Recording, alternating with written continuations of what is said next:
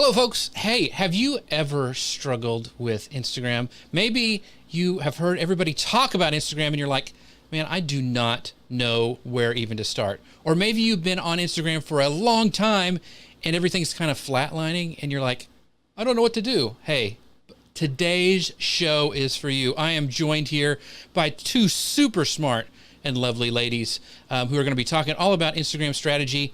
And we want you to ask your questions. So as we're going through this show, make sure that you're asking them. We'll try to pull them up on screen because we want to make this show perfectly customizable for you guys to get the information that you need. And also, we got so close last week to getting, we had like 250 viewers all at once, and we would like to see that go up to 300. So if you would do this for us, if you would share the love of this show with everybody that you know, and if you see us hit 300, I want you to take a screenshot of it and post it below, and whoever does that first will win a free month of Tailwind. So if you see us hit 300, take a screenshot, and you could win a free month of Tailwind. And with that, let's get on with the show. I would like to introduce Rebecca Radice. Rebecca, introduce our guest to everybody today.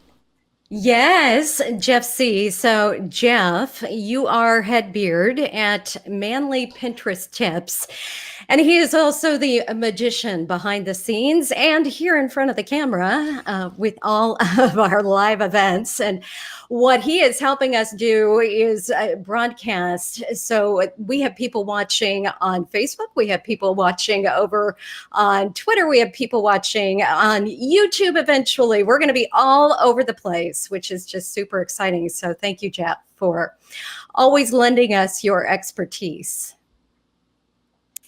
All right, so we are also joined, as Jeff said, by the Instagram expert herself, Jen Herman. Jen is a globally recognized blogger. She's a speaker, she's a consultant, and the foremost Instagram expert. And we have asked her here today because, as you might have noticed, there's a lot going on with Instagram. A lot is happening, and we know that navigating that can be pretty tough. And so, Jen, thank you so much for taking time out of your crazy busy schedule and being here with us. I'm so excited. I mean, you guys know I love Tailwind. I love the both of you. I love your audience. I mean, you guys always have great shows. So I'm excited to dive deep into Instagram, talk all the things, and make sure everyone gets, the good takeaways that they need.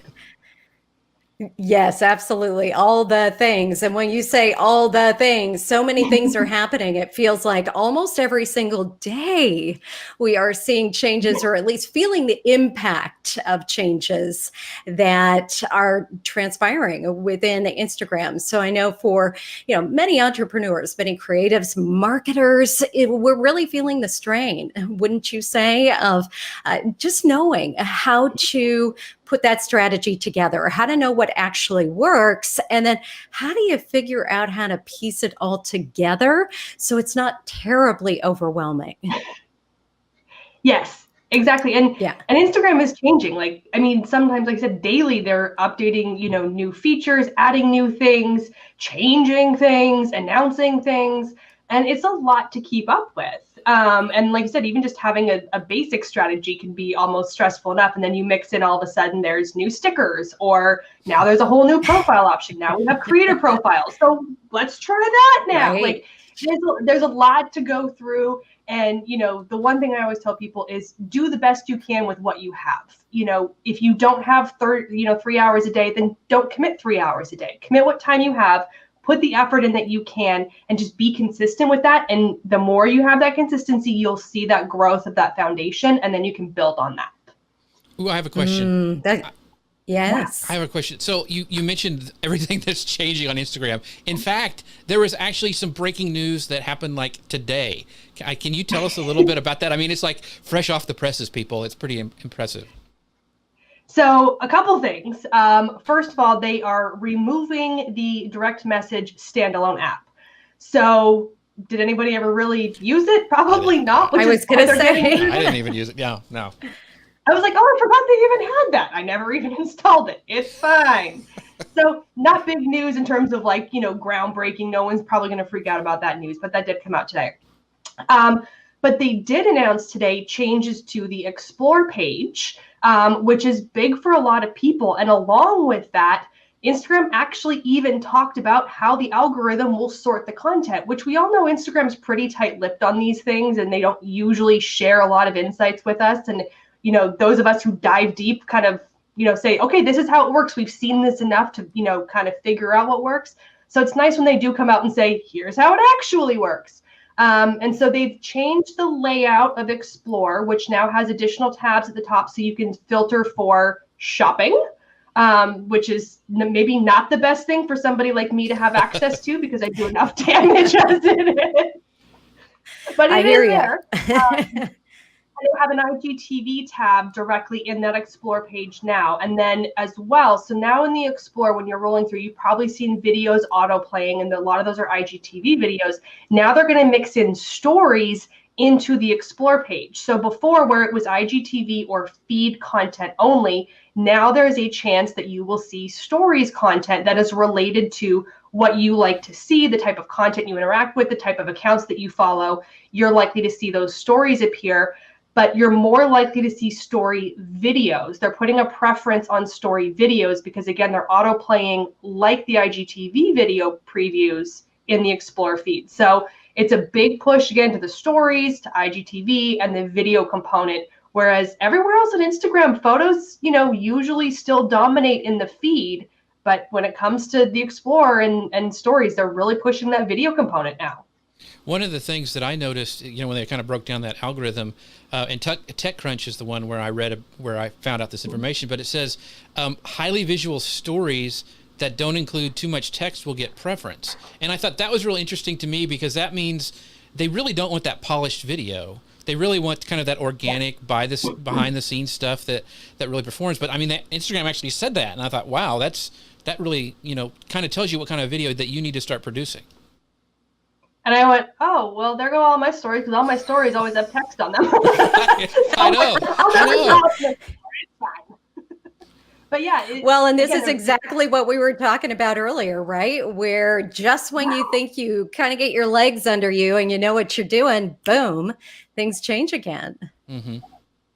It is. It's constantly evolving. And this is one of those things that, as they make more push for IGTV, as they make more push for stories, as they make, the integrations between Facebook and Instagram more robust, we're going to see more of these shifts. And the feed in general hasn't seen a lot of impact or change lately. There's been a couple little tweaks here and there, but we're really seeing the shifts in stories and IGTV and really trying to get that content as a dominant force, in the social media space, not even just in Instagram, but in social media. They want stories and then eventually IGTV to be those dominant platforms.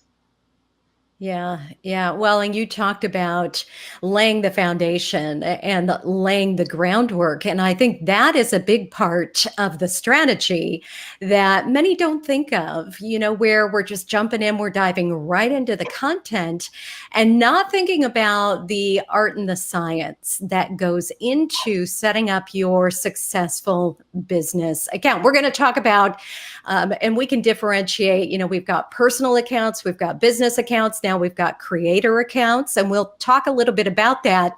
But first, talk to us about, with all that's transpired over just these last 5 months of 2019, how do you set that groundwork for a successful business account? So people, as they're starting to maybe hop over, see your content, they know who you are, they immediately connect with who you are, and they want to follow.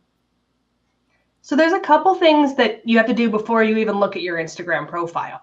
And one of the first things is know your why. I mean, this is across social media. This isn't, rocket science, and unique to just Instagram or one platform. But you need to know the why. Why are you using Instagram? Why are you there? What's your end goal? Is it brand awareness? Is it sales? Is it that you're launching something in the future? Is it that you've already launched something? Are you in the process? Are you, a B2B, a B2C? What is your end goal for using Instagram and knowing why your audience is on Instagram and how that ties into your end goal. Because if your end goal is brand awareness and you're not trying to push sales, you're going to have a different strategy than someone who's trying to boost revenue by 20% by the end of the year. So you need to have that why, and then knowing why your audience is there. Because if your audience is 25-year-old women who are fresh out of college, starting new careers, and they are, want to look luxurious but don't have the income to support luxury, what are they doing? They're looking for inspiration, but they're looking for affordable, type products. Versus if you're targeting a 45-year-old businesswoman executive who's got kids and a family and has a totally different income level, she's looking for something else. And knowing that demographic, knowing why they're there, how they're interacting, and what they're doing ensures you can create the content that appeals to that. And now, even if we're talking sales, it's not that every post is going to be, hey, I'm for sale. Hey, I got great stuff over here. Hey, check us out. But somehow will augment to building the relationships, building the community, building the trust, that when you do say, hey, we have something for sale, they're willing to jump on it and take that action. But every post in your strategy has to serve that ultimate end goal in some way. So if posting a photo of your dog is completely irrelevant to the widget you're selling or the app you just developed, then maybe posting your dog, not so great. If you can tie it in, great, post the dog photos. But you need to know what that strategy is so that you're not just wasting your content. But then now it's looking at your profile and saying, who am I? Like, I know now what I'm going to do. What is my profile? How do I set this up for success? And what a lot of people don't realize is that the bio is basically your 30-second elevator pitch. That's your, first impression, because most people that look at the bio will only look at that the first time they ever come to your profile.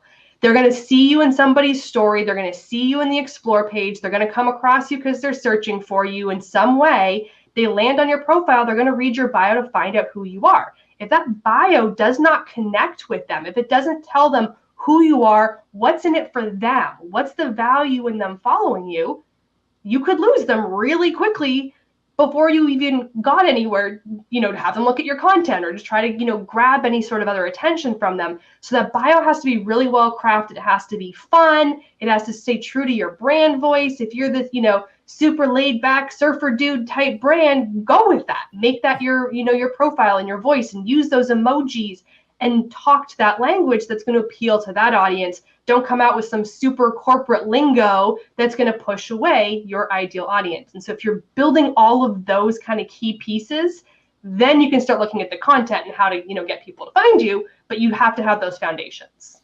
One of the things you had taught me, Jen, because everybody gripes about how we only have one place to put a link on Instagram and it's horrible. But one of the things you point out is that, man, if they click on your link, that is super qualified traffic. And so back to your point about really crafting that to make the most of that time on there is something I think a lot of people, maybe they'll just drop a bit.ly link in and say, oh, I'm done. But they really need to craft that, use emojis like you were saying, and to make it a reflection of your brand. I thought that was spot on. We do have some questions back, though, about, I want to pull this up from Laura Patterson, and she says, when you were talking about stories, because that does tie in, you talked about driving people from your stories to your actual profile. Does it still have to be limited to 15 seconds? Because I think there's some confusion about that. Yes. So every video can be up to 15 seconds on a story. You can now press and hold and record within the app up to 1 minute, but it breaks it into 15-second segments. So it'll run through as a consecutive video because you record it as a consecutive video, but it's spliced into 15-second intervals. So if you went 48 seconds, you'd have 3 15 seconds and 1 3-second video. But you can do technically up to a minute, but then it'll cut you off, which is a new thing that they just capped out literally like 2 weeks ago, because you used to be able to go like 2-3 minutes without problem, and then all of a sudden people were getting cut off at 4 segments, and they're like, what's happening? Turns out they put a cap at 1 minute. So, but each individual segment, 15 seconds. If you have a photo, it will play for 7 seconds before it rotates to the next one. So the photo will hold, and but yes, in general, 7 to 15 seconds is the kind of the ideal video length. Awesome, thank you. Well, and you talked a little bit, well, you've talked about content, you've talked about making sure that you're creating a business account that really just screams you, that people just instantly connect. And I think you also brought up another really hot topic, which can be a huge source of stress, which is how do I know what to post? And how do I know what I want my images, my stories to look like? So, as you're thinking about, okay, who am I? What do I do? Who do I speak to? Who am I serving? How do you get to the bottom of what's the perfect theme for me? How do I know which apps to use and how to position this content in a way that's going to feel authentic to my brand? And this is easier for a personal brand. Like if you are your brand, it's kind of easier to develop that branding because you just do what works for you. You talk the way you talk, you write the way you write, you edit photos the way that you like them, problem solved. But for a bigger brand or a team of people, it can be a little bit harder because you're like, okay, well, I'm creating content, on behalf of Rebecca, but I'm not Rebecca and I don't talk the way she talks. So how do I create content that reflects her brand? It can be a little bit harder as you get bigger. So you do want to sit down, even if it is an individual brand, and kind of define that. What is your voice? Do you use certain slang words or do you have certain catchwords or catchphrases? Like I use amazing like a bad drinking game. I will say amazing probably 30 times at least in this show. And you will all be drunk by the time we're done if this is a drinking game. So if you throw amazing in every one of my captions, it immediately sounds like me. And Jeff's laughing because he knows this. He's heard me speak enough times. It's amazing. It's amazing how many times you use amazing. Amazing. Uh-huh. Well, here's a great Nothing question. wrong with it. Yeah, here's a great question where Brett asked this question, and it's back to who you are on Instagram. She goes, how do I can't handle my content when I want people to go and buy, but I'm also supposed to share who I am, our why, and the mission we serve. We got to be personal and let people know about us or me. I always feel like it's a deep dark rabbit hole, so then I freeze and I don't do anything. Ugh. So we feel your Brett, pain. You speak for the world. You're probably voicing every single brand's opinion and fears on this. And this is where sometimes it just has to be, just do it. Like just get out there and just create the content, because until you create it, you don't really know what your audience wants. And even if you look like at my content, you can scroll all the way back to, 5 years ago when I joined Instagram, almost 6 years ago. And you can see how my content has evolved. And a lot of times, some of it is personal content, but I've evolved to the point where now I focus on educational content. I've learned that's what my audience wants. That's what gets engagement. That's what gets conversions. I give educational content, I get results. But I didn't know that right away. It took time and practice. Also, the way Instagram currently rolls, and this isn't a set in stone rule, but the casual, the personal, the behind the scenes tends to be more stories related. So I'll share photos of my daughter when we go out on the weekends, or, we were at Disneyland last weekend for Mother's Day. So I put a couple of those photos in my Instagram stories. I don't want them on my Instagram feed to live on forever, but I want to share that behind the scenes and that type of my branding. I can throw that in a story, which I know is going to, get out there. People will see it, but it's not tied to the content forever. So look and see what your behind the scenes is, what your brand is. How does that tie into that end goal? If your goal is to get the sales, people still have to like you and trust you. And that is telling that behind the scenes. That is sharing that, how did you get inspired by this? Or how did this motivate you? Or are you just having one of those like legit mom days where you just don't want to get out of bed? That's okay to share that too sometimes, because that makes you relatable. And I always tell people, you have to understand, like, people are people, no matter what's behind your brand. One of my best performing Instagram live videos of all times was a complete bad, like everything that went wrong or that could go wrong went wrong. Doorbells rang, dogs were barking, camera fell over, I tripped, I was late. I mean, you name it, everything that went wrong. And I picked up the camera at one point. I'm like, you guys, this is my life. This is reality. And I picked up the camera and I showed the floor of my office, which behind me looks just like this. And the floor of my office was covered from my daughter just destroying my office. And I'm like, you know what? This is life.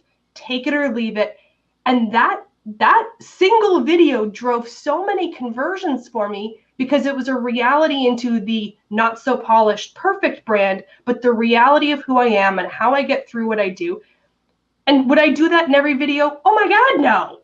But doing it once in a while ties into that reality. So Brett, if there's things that you can do that show that side of your brand and the humanizing side of it, then that can mix in really well. And you try it and maybe you get great engagement from it. You're like, okay, these crazy people like this. I'm going to give them more of it. Or you go, nope, they didn't like that. We're going to pump the brakes and try something else. But you have to try it. You have to start, because if you're not creating it, then you don't know what they really want. Yeah. Well, and I totally feel her. Like you said, she's probably, singing the song of millions of us who I joke that I am a recovering perfectionist because haha, no such thing. But with that comes that overthinking personality. And I think that's probably what's going on with you too, Brett, is you sit down, you think about, okay, what are my 5 core categories that I want to write about and post about on a weekly basis. And then you could just boom, boom, boom, write those 5 things down. And where I could tend to get stuck, I'm a writer, not a photographer. So I can write, but then it's, what perfect picture do I pair with this? And then I'll overthink what I just wrote. Well, maybe I should tweak it. So to get yourself out of that, I suggest giving yourself a time limit. So I will set, 2 minutes for myself, where 2 minutes brain dump. Just let that content go and then move on to the next one. Do another one, do another one, do another one.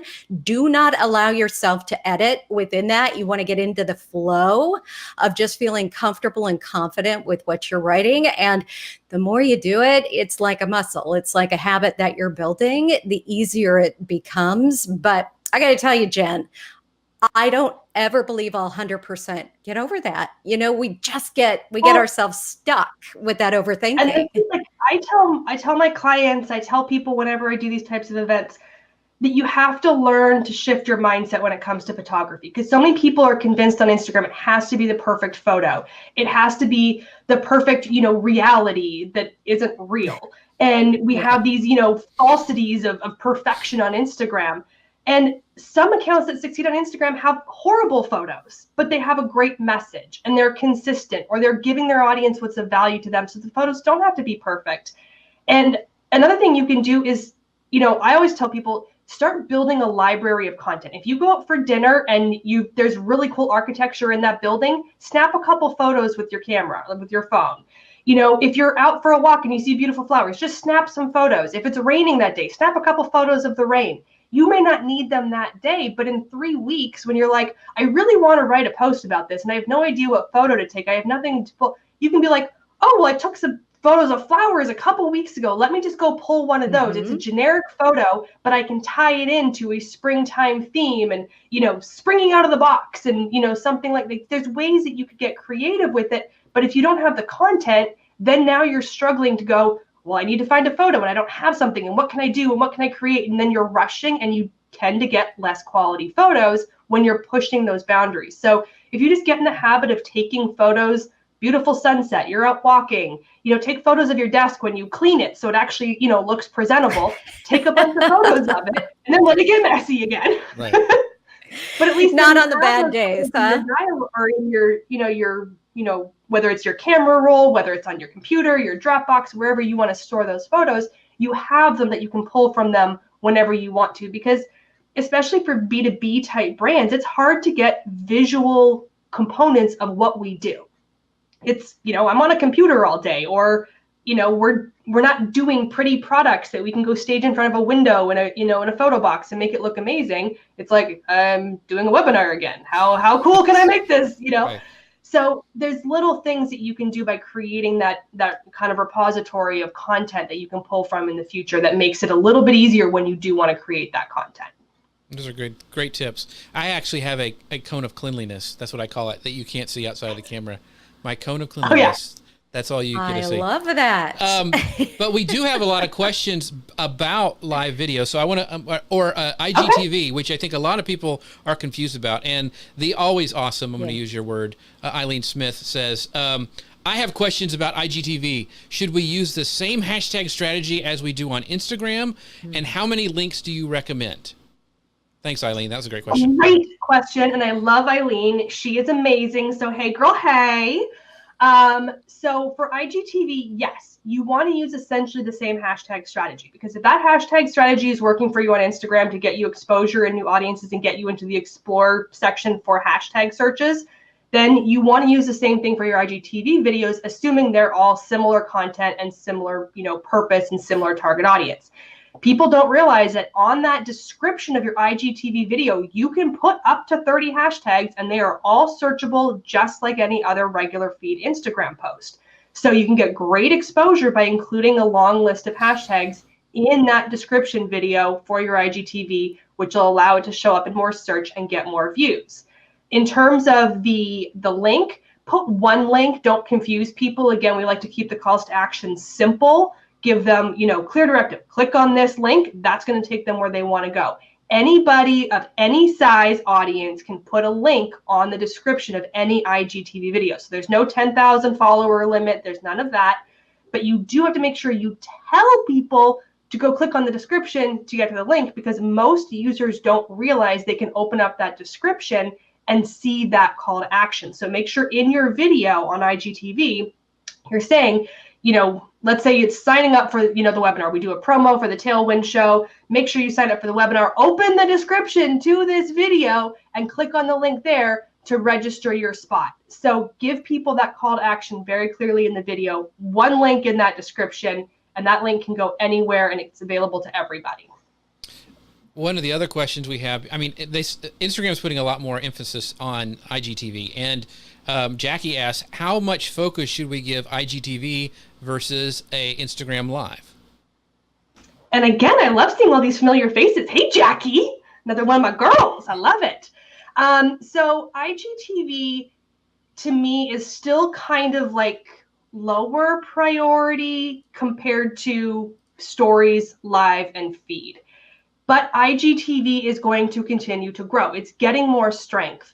So when it comes to IGTV, I'm telling people be there consistently. If that's doing one IGTV video a month, if it's doing it twice a month, once a week, whatever you can create, do that on IGTV. But live right now is getting still more exposure in general because people are more familiar with it. They're used to seeing it show up in the banner where somebody's gone live. They can jump on and watch your show. So in general, live is still going to, get you probably more immediate views and interactions. You get that live, discussion. You get the questions popping up. People are talking and saying hi to you live and in person on a live show versus IGTV, which is that passive viewership again, which we know Facebook and Instagram want that active engagement. They want the dialogue and the real-time conversation. So live is probably always going to be somewhat preferential, but be consistent on IGTV, be there. And the other thing I always warn people about with the IGTV is it's one channel. It's one long string of videos. So make sure that that channel is one consistent theme. Don't mix it up where you have like a behind the scenes, and then you have a makeup tutorial, and then you have a dinner recipe, and then you have, a webinar, and then you have a 2-minute video and a 20-minute video and a 3-minute and then a 60-minute. You want to keep that content very consistent so that somebody does find that IGTV video from either the search, from the explore, they see it in your feed, wherever it is they come across it. If they go to the next video, they're going to see the same or similar type content, because if they like the one, they're going to like the other type of content. But if you go from something that they really like and find fascinating and the next video is completely different content, they're going to be like, oh, I'm out of here. They're going to leave, and they're probably never going to come back. And you can't separate that content on IGTV into like sub-channels. So you want to make sure that content is consistent, whereas on live or on stories, you can kind of go wherever you want. You can have whatever topic and just kind of roll with it. IGTV, you want to stay really consistent with your themes. Yeah, it's funny because as I listen to you, I think how far we've come with Instagram and content and features and how much we do have available to us. And I know they were just asking about IGTV versus live, but we have so many opportunities to engage our audience. And I think that is an interesting thing. I'd love to hear your thoughts on where we are truly moving away from a like-based economy, where the days of just wanting to get as many likes as possible is no longer as important as that content you're talking about that we're putting out, as well as those relationships we're building. And I know you touched on that in the very beginning. So can you talk a little bit about that and what we're seeing in terms of changes to the algorithm and how maybe that impacts our strategy? Yeah, I mean, and there's a lot to like unpackage in that topic. So first of all, Instagram is literally testing taking away likes. In Canada, they've actually rolled out a beta program to completely remove like counts from being visible to the public. If I post something, I will see the like counts, but you guys wouldn't see the like counts on that photo. Now, this is for, I believe, personal profiles, not business profiles. There's some kind of confusion as to what accounts are really affected, but they are moving towards the emphasis away from like counts. So they're trying to get it less of the popularity contest, less of that, buying likes and buying engagement, and getting real, true engagement, conversations, relationships with your audience.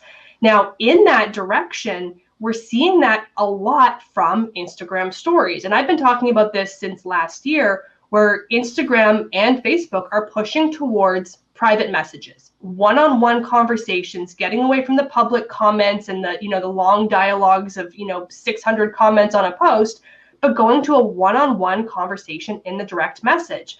And that's why Instagram stories, if someone replies, it goes to your DM. If they do a poll or a quiz sticker or a question sticker, all of that is filtering into your notifications and your DMs to have a direct response with them. So they're really pushing this, like you said, conversation and relationship building, which I think is great, because that's where you do get to know who your audience is. You get to know who those diehard fans are. You get to genuinely reach out and help somebody, answer their question, give them advice, offer them a solution, whatever it is, that makes you a part of that conversation, that now they're going to tell everybody about you. They're their diehard followers. They're going to, love rampantly on your product because you as a brand were there on a personal level versus just the, oh, this is really cool. Thanks so much. Now you're having personal dialogues on the, the private side. People are more likely to open up. You can have that better dialogue. So yeah, all the new stickers, like we're saying, there's the quiz sticker, there's the polling sticker, there's even donation stickers now, so you can donate to things that you want, ask people to donate to charities that you support or that you're affiliated with. There's so many ways that they're pushing for that more one-on-one conversation. Now, you mentioned, they're doing this test where they may take away like counts, and I heard the gasp across the nation when you said that. But, so you talked about how important, likes aren't that, engagement is key. But Mackenzie asked this great question. She goes, my engagement has really dropped lately. Is it possible to get back up that mountain and get good engagement again? So what are your thoughts there, Jen? Yes and no. So here's the thing. Inevitably, as your account grows, your engagement rate is always going to drop. When you have 100 fans, they love you. When you have 1,000 fans, they really like you. When you have 10,000 fans, there's a lot of casual fans who are not logging in regularly. So your engagement rate is going to drop as your account grows. Additionally, there's over 1 billion monthly active users on Instagram. There is a lot of content. There's a lot of saturation. So algorithms are working harder and harder, which means your content it could get pushed down in people's priority rankings if they're not highly engaged with your content as they follow more accounts and get more active with other types of, whether it's friends or family or those sorts of things. Your business account could fall down, not because you're being penalized, but because they're just not engaging with your content in the same way. So as time goes on, we're always going to see this decrease in engagement. Now, that being said, a lot of people have brought up lately that they're seeing big drops in engagement. And I'm not talking like a slow, steady, 0.5% here and there, but significant drops. And that can be for a multitude of reasons. And it could just be that you need to reevaluate your content. I tell people all the time, go into your analytics every 6 months at minimum. You can go in and search for all content, and you can search for engagement, reach, clicks, whatever criteria you want over the last year, and see what your top performing posts are. And not just for engagement, see which ones drive the most profile visits and the most website clicks and the most follows, and see what content is top performing for you. Because sometimes as our audiences evolve, the content they want changes from what we're giving them. And I always, jokingly but seriously say this, you're always going to see my face on my feed. And I hate it. I absolutely despise that every content that I post has my face on it. But when I do it, my engagement goes through the roof. So guess what I keep doing? I keep putting my face out there. And that's not what I want to create. It's absolutely the last thing I want to do. But because my audience replies to it, that's what they engage with. That's what I'm giving them. So Mackenzie, dive into those insights if you aren't already, and look and see what that top performing content is. Look for things like, is there always the color yellow? Is it when your product is not in the photo? Is it when you're talking about the behind the scenes things? Is it when you're sharing something educational? What is it about those top performing pieces of content over the last year, over the last 6 months, over the last 3 months? What is it that people are most responsive to? And then do more of that, because that's going to help you a little bit more. Additionally, I'm telling people to really look at your posting frequency. The way the Instagram algorithm works is very complicated. We know some of the factors, not all of them, but if someone's scrolling through and they see your content and they don't interact with it, Instagram recognizes that as essentially a demotion. If they're not liking your content, your next post will get a little bit lower ranking, et cetera, et cetera. So if you're creating 5 posts a week and you're just not getting the engagement, it could be because you're just creating too much content that's not good enough. It's not amazing. And if it's not amazing and people aren't loving on it, if they're scrolling past it and kind of ignoring it, then more of your content is dropping lower and lower in each one of their feeds. It's not a popularity contest. It's an individual contest. So it's each individual audience. But if your content isn't resonating with them and they ignore it, you continue to drop. So it's looking at that frequency. Better content, go down to twice a week or 3 times a week instead of 5 times a week. If you're doing it twice a day, go down to once a day, and look and see over a period of weeks. It's going to take 3 or 4 weeks to get that shift back, after you make some changes, and see if that posting frequency makes a difference for you. Well, it really goes back to that personalization that Instagram and Facebook are really pushing at this point, more that one-to-one. So to your point, every interaction or non-interaction is a signal to Instagram, where they see how many stories you're swiping through. They see on those carousel posts, did you look at 1? Did you look at 2 or 3? They take a peek at how long of a video you are watching. So such great advice, Jen, because if you're paying attention to that, you can really start to create that content that is specifically for that audience, that is telling you, hey, this is exactly what I want from you. So do more of that. And it may not be what you're completely comfortable with, which is your face on everything. But hey, if that's what they're looking for and that's what they connect with, well, then wonderful. At least they've raised their hand and said, hey, this is exactly what I want from you. Now go create more of it. Exactly. And it may be that, maybe you're creating videos and they want photos. Maybe it's vice versa. Again, it may be content you're not comfortable with. But until you try it and until you see what those analytics are saying and until you see what people are responding to, it's hard to really know. So you really have to dive into that and figure out what they're telling you. So from a practical standpoint, let's say, okay, I'm going to try photos with myself in it, or I want to try all videos or something. How many posts would you suggest before you go on to the next thing? Because I know a lot of us throw up stuff and just hope things stick, and we don't do it long enough to actually get a real data set from. So how many posts would you recommend testing this stuff out on? I always say go a month. Now that doesn't mean you're going to do all videos for a month, but if you're normally never using video, then let's say you're posting 5 times a week, then do 3 photos and 2 videos for a month. So you're mixing in more video consistently for a month, because it usually takes your audience a little while. If you're all of a sudden creating videos and they're not used to videos, they're not programmed to look for that. I've had to condition my audience over time. I now use Instagram as a microblog with really long captions. I tell people don't do it, but then I literally go and do it because I've conditioned my audience to these long captions. But when I first started doing it, it wasn't working because people were looking for short form content. So you have to give your audience time to adapt to your changes. And if you do that for a month and you feel like the videos are still getting not a ton of engagement, not a lot of views, then you realize, okay, maybe videos just aren't working for my audience. That's okay. The same thing goes for comparing, stories to regular feed, where if you've always done regular feed content and you're like, all right, Jen Herman said all these story things are great and we got to do stories for all these, private conversations, and you jump on there for a week and do stories and go, man, it didn't work. Well, your audience doesn't know to look for your stories because you've never done them. You can't just do it for a few days and say it didn't work. Again, you have to give it at least a month to really build it up in the algorithm, give people a chance to see it, condition them to whatever that new type of content is from you, and give them the chance to start to react to it, engage with it, and then you have some metrics that you can actually compare. Very cool.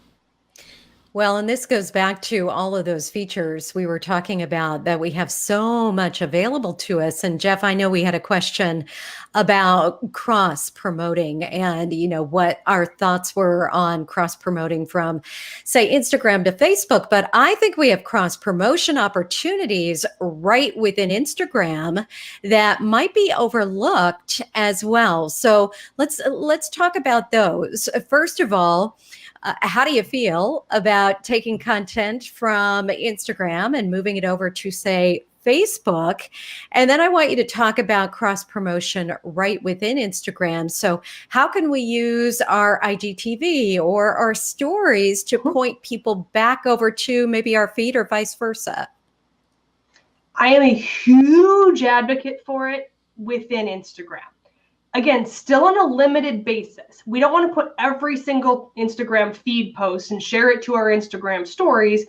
That gets to be a little redundant. It's a little too much, hey, I'm here. But there is that share feature where you can hit that little paper airplane icon looking thing on anybody's feed post, including your own, and you can share it to your stories. So if you post something that is really awesome and you really want everybody to see it, you could share that post to your story. So you make sure that both your regular feed and your story feed audience are seeing that. Now, when you share a post to a story, it's a direct link back to the original post. So you can say, make sure you check out my latest post. I'm giving you all the best recipe details for my, mom's famous cookies or, whatever it is. So they can click on that post, go right to your feed, read the whole thing, including the recipe. So that kind of cross promotion, love it. Instagram introduced a feature recently for IGTV where now you can put a 1-minute preview of your IGTV into your feed. So you upload a 3-minute video over on IGTV and you say add preview to feed. Now a 1-minute preview will show up when people are scrolling through and follow you. It'll show up in their feed, and it will actually stay in a little, feed box on your actual profile feed, sending people to IGTV. This was huge, and I would actually recommend this for probably all of your IGTV videos to do this type of cross promotion, because I have a friend of mine who has a huge audience. He runs Octonation, which is the world's largest octopus fan club, and he's got hundreds of thousands of followers. But on his IGTV videos, he was getting, a couple thousand views. Once he got that cross promotion feature, he was getting tens and hundreds of thousands of views on the same videos now that he was able to do the cross promotion, because people didn't know to go look for him on IGTV. They knew to look for him on Instagram. So that cross promotion was hugely valuable. Now, in terms of sharing to Facebook, again, I'm okay with it in a limited capacity, meaning let's say you're running a contest on Instagram, share the notification about the contest to your Facebook page, to your Facebook group, whatever it is, and say, hey, I'm running a contest over on Instagram. Make sure you go check it out. That kind of cross promotion, 100% hands down valuable, because you're getting people from a platform that they're already on, like Facebook, to come over and follow you on Instagram or interact on Instagram. But when you're putting the same piece of content automatically to Facebook and Instagram, that's a big no-no for multiple reasons. A, if you put the same thing on both platforms, typically what happens is people will only follow you on one platform. Most people will typically follow you on Facebook because it's easier They're already kind of there. They're like, oh, I'll just follow them on Facebook. The problem is the reach on Facebook is significantly lower than what you're going to get on Instagram. So you're actually hurting yourself by basically making it easy for people to follow you on Facebook, where they're less likely to see that content. So that alone, I don't like it, but also it's different audiences. If you're writing something for Instagram and you got the app mentions and you got some hashtags in there and, you know, easy breezy kind of like Instagram conversation, when you direct share that to Facebook, it is obvious you direct shared it to Facebook, and it doesn't translate, and it looks lazy. It doesn't tell me the same content in a Facebook dialogue way. It's telling it to me in a way that I don't connect with on Facebook, because I know that that's an Instagram type lingo. So there's a lot of reasons why I don't like the automatic share, but the occasional cross promotion, absolutely take advantage of the two platforms. So the one of the things I've seen happen the most is sharing stories straight to Facebook stories. Is that a different animal, or do you recommend that same type of thing? Only because Facebook stories are newer. I'm kind of okay with it. I still don't love it, but I'm more okay with that than I am with feed content. Also, because it's short-lived, it's still always that, 24-hour life cycle. So if you're creating the content, you want to get it to as many people as possible, and you have a better exposure if you put it in both Facebook and Instagram stories, then it's a little bit more acceptable. It's not going to live on forever, so it's limited scope. And Facebook stories are still new. And if it's a way to get people to watch those stories and tune in and be able to use that platform to your advantage without having to create a whole other strategy just for Facebook stories, then yes. But I would be willing to bet that down the road, as much as I hate the idea of Facebook just becoming story centric, it's going to happen.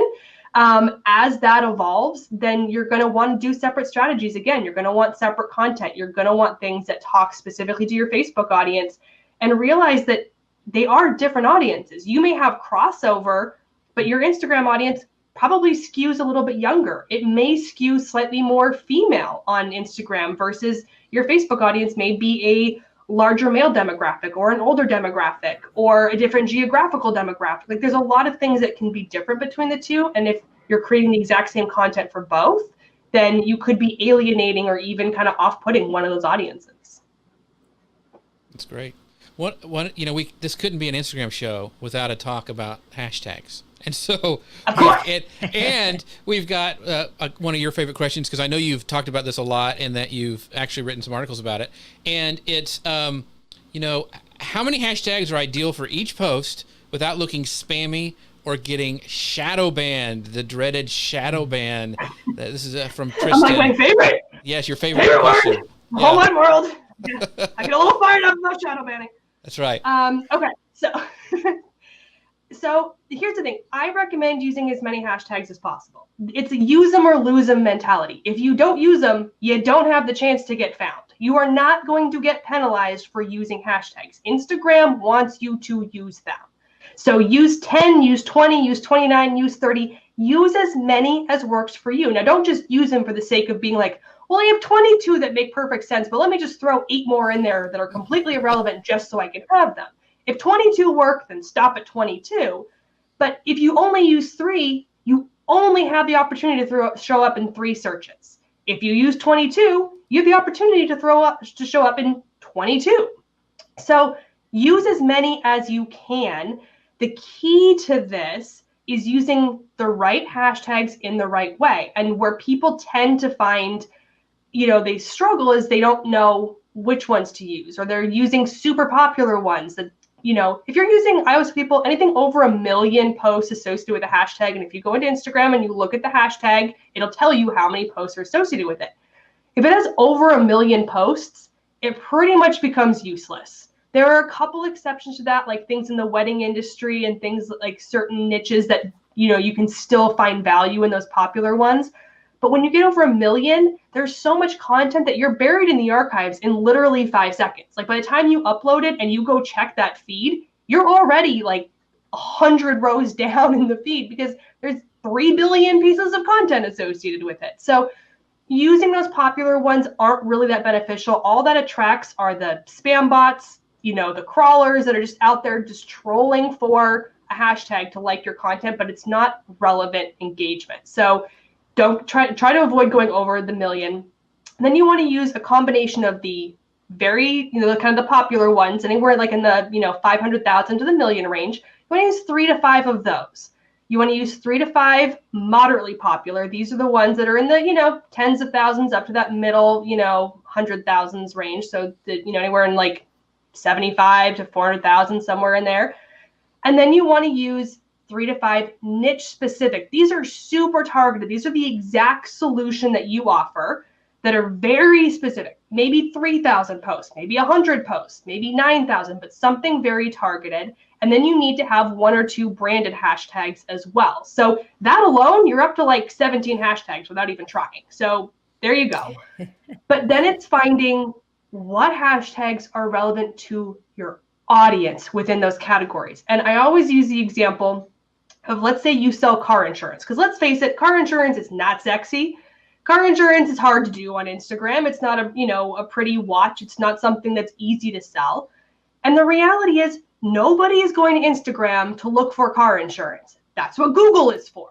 They're not going to Instagram to look for car insurance. So if you use hashtag car insurance, the only people you're attracting are other car insurance companies. You're just attracting your competitors. I promise you, you are not going to attract your ideal target audience. But your target audience is looking for hashtag dream car, hashtag first car, hashtag new car.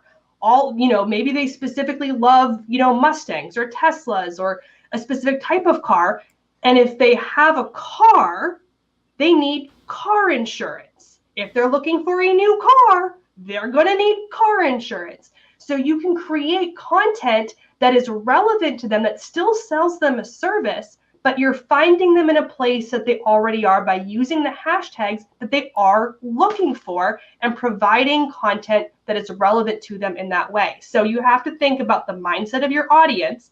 Now, obviously, if you are a wedding photographer, you can use hashtag wedding photographer, because people will go to Instagram and look for a wedding photographer. That's actually normal, because we want to see the aesthetic and the style of what that photographer creates.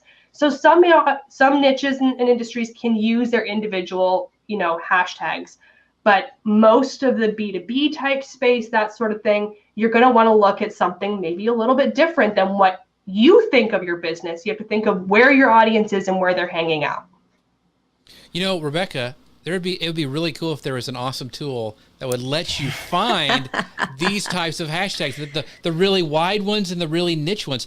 Man, I wish we had a tool like that. Yeah, imagine that. I know. Well, and the cool part about Tailwind and the hashtag finder, which you are so subtly talking about. Segue right there. That's right.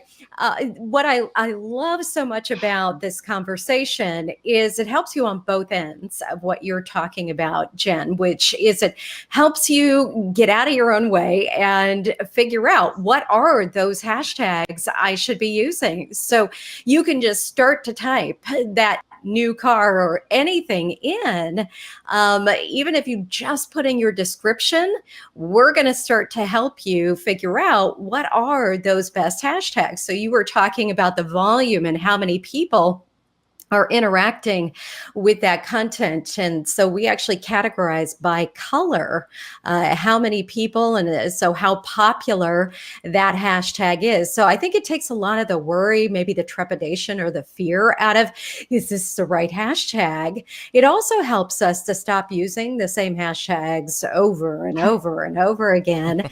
And then on the other end of that, there's also the concern, or there should be the concern, that there are banned Instagram hashtags that we need to be careful with. And they are very simple. Some of them you just have to scratch your head and go, what in the world? But it will keep you out of that hot water too, where you're not using those banned hashtags that could potentially be keeping your content out of the feed of your audience. So when we were talking about engagement earlier and why all of a sudden has my engagement plummeted, one thing you could look to is what are those hashtags are you using? And do you need to change those up? Do you need to freshen those up and make sure that you're using the most relevant, the most interesting, and the most engaging hashtags like you were talking about, Jen, those ones that your audience is actually using? And that's just it. You need to be there. You need to know what's working, and things change all the time, right? Like even within your industry, I mean, I obviously use a lot of hashtags related to Instagram marketing and social media marketing and small business strategy and all these types of things. And I kind of know like my, core ones that I'm always going to use, but it is nice to have that tool that goes, oh, here's 3 other ones I never would have thought of, but that are totally in my niche, or that would be a great solution, that I could use for more exposure. So it is great to have one of those tools that if you kind of have an idea of where to go, it will tell you that many more to look at.